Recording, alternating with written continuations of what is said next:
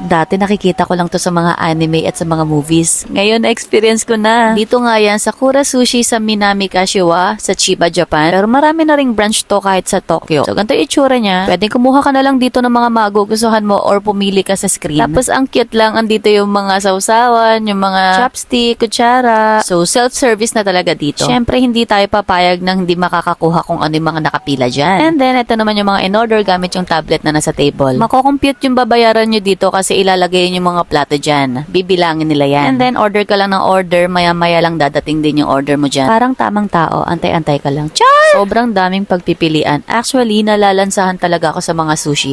Pero nung natikman ko dito, talaga nagbago pananaw ko. Ang sarap-sarap. Nakaka-addict. Sobrang favorite ko yung salmon cheesy na may mayo. Tapos, ang sarap ng kanin. Kaya kung balak nyo pumunta sa Japan, isama nyo to sa listahan nyo. Libre din pala dito yung pagtimpla ng matcha tea nila. Ang sarap. Kuha lang kayo ng hot water tapos ilagay nyo na yung matcha powder. Syempre ako, as a coffee girl, hindi ko papalagpasin matikman yung iced coffee nila. Eto parang choco pie lang na McDo. So ayun na nga, nakaka-16 plates na kami. Yung kabilang table, ayaw nila sabihin kung nakakailan na sila. Siguradong 20 plus. Cheerios.